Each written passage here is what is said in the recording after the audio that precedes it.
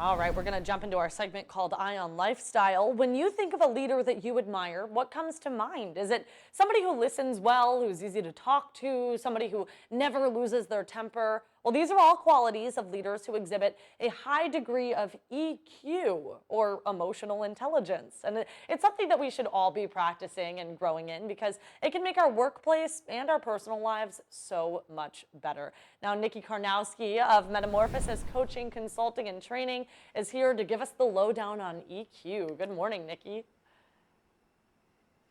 Good morning, Jenna. Thanks for having me. Well, we hear about EQ a lot, sometimes abbreviated EI, but what exactly is it?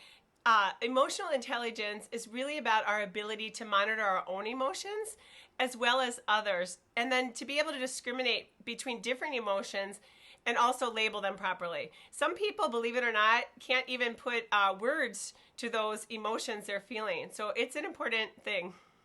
Can you give us a quick rundown of the different components of emotional intelligence? Sure, absolutely. There are 5 components of EQ. Number 1 is self-awareness. Summed up, you know how you feel, you know how your emotions and actions affect other people around you, and you also have an understanding of your strengths and weaknesses. Number 2, self-regulation. This is how well can you stay in control. Things like not overreacting or lashing out. It's also really how flexible you are. Number 3, this looks at motivation. This is where you consistently are working towards your goals and you have high standards for your work.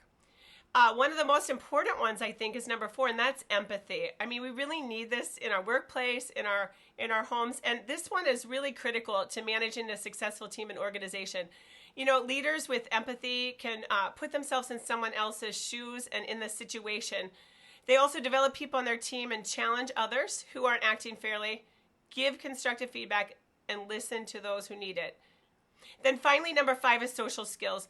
That's really, those with high EQ are great communicators. They manage change and conflict well, and they're able to resolve those issues that come up. So that's a really quick overview. There's so much more to each of those, but it gives you kind of a taste of what EQ is. Yeah, so out of those 5 key areas, are any of them more important than others? And then how can we assess this?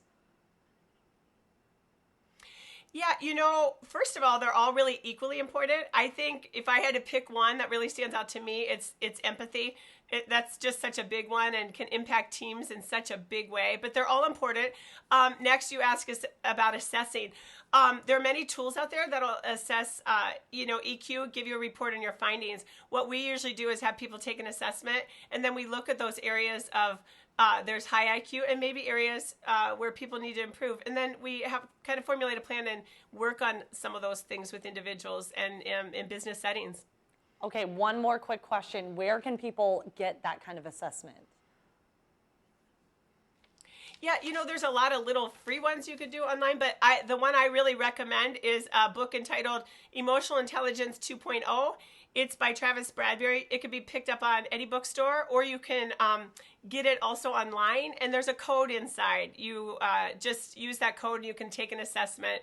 The book is also a really good resource and tool because getting the assessment's great, but really being able to sit down and ask yourself questions and work through the material is going to be key. Perfect. Thank you so much for those tips, Nikki. We will see you next week, and we'll be right back after this break.